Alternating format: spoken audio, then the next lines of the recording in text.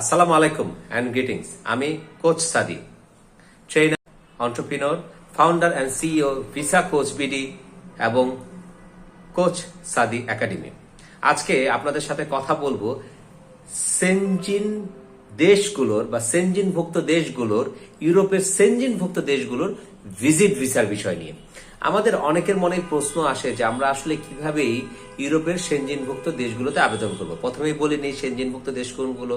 এই ক্ষেত্রে প্রথম তালিকায় আসে ফ্রান্স, জার্মানি, কসোভো, রোমানিয়া, চেক রিপাবলিক, তারপরে ইটালি, আমরা বলতে পারি পর্তুগাল, বলতে পারি আমরা স্পেন। এই সকল দেশগুলো হচ্ছে সেনজিনভুক্ত দেশ।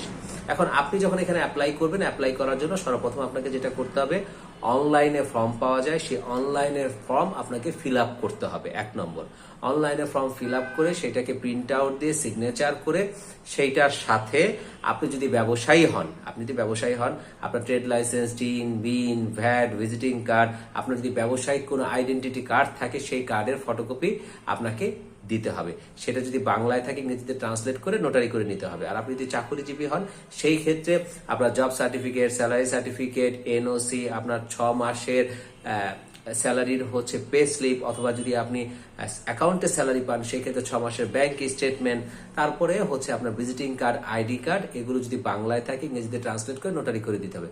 পাশাপাশি আপনার এসএসসি, এইচএসসি, অনার্স, মাস্টার যদি থাকে সেই ক্ষেত্রে সেই সার্টিফিকেটগুলো যদি ইংরেজিতে থাকে তাহলে জাস্ট নোটারি করে দিলেই হচ্ছে।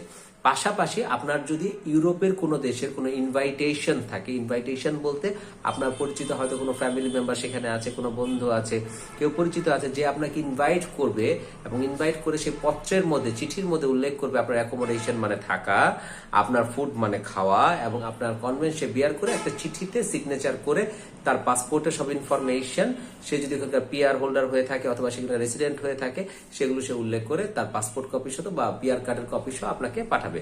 পাশাপাশি আপনাকে যেটা করতে হবে একটা অ্যাসেট ভ্যালুয়েশন। অ্যাসেট ভ্যালুয়েশন কি? আপনার land, flat, building, DPS, FDR, gold, vehicle যা যা আছে সব কিছু 300 টাকা স্ট্যাম্পে উল্লেখ করে, এফিডেভিট করে, নোটারি করে সেগুলো আপনাকে তুলে ধরতে হবে। এই সকল কাগজপত্র কি কি বললাম? নাম্বার 1 হচ্ছে প্রিন্টেড ফর্ম, যেটা আপনি ফিল আপ করেছেন সিগনেচার সহ।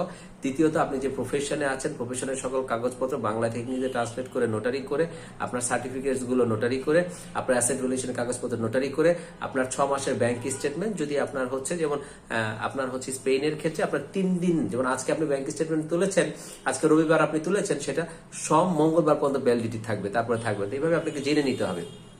এই সকল কাগজপত্র, আপনার জাতীয় পরিচয়পত্র যেহেতু বাংলা সেটা ইংরেজিতে ট্রান্সলেট করে নোটারি করে নিতে হবে। এই সকল কাগজপত্র একত্রিত করে সেট করতে হবে। নোটারি কাগজপত্র সহ, আপনার অ্যাসেট ভ্যালুয়েশন সহ, আপনার জবের ইনফরমেশন সহ, প্রফেশনাল ইনফরমেশন সহ, ফর্ম সহ সবকিছু একত্রিত করে পাসপোর্ট সহ আপনাকে জমা দিতে হবে বিএলএস বনানীতে, যেটা নিহারিকা টাওয়ারে। সেখানে আপনাকে এগুলো জমা দিতে হবে, এবং সেই জমা দেওয়ার পর 21 দিন আপনার মিনিমাম সেখানে আপনার কাগজপত্রগুলো জমা থাকবে, তারা সেটা ভেরিফাই করবে, পরবর্তীতে আপনি আপনার ভিসা পাবেন। তো আশা করছি আপনারা সঠিকভাবে তথ্য জানবেন, শিখবেন এবং সঠিকভাবে আবেদন করবেন। থাকুন ভিসা কোচ বিডির সাথে। মনে রাখবেন, visa coach BD means easy, fast and reliable.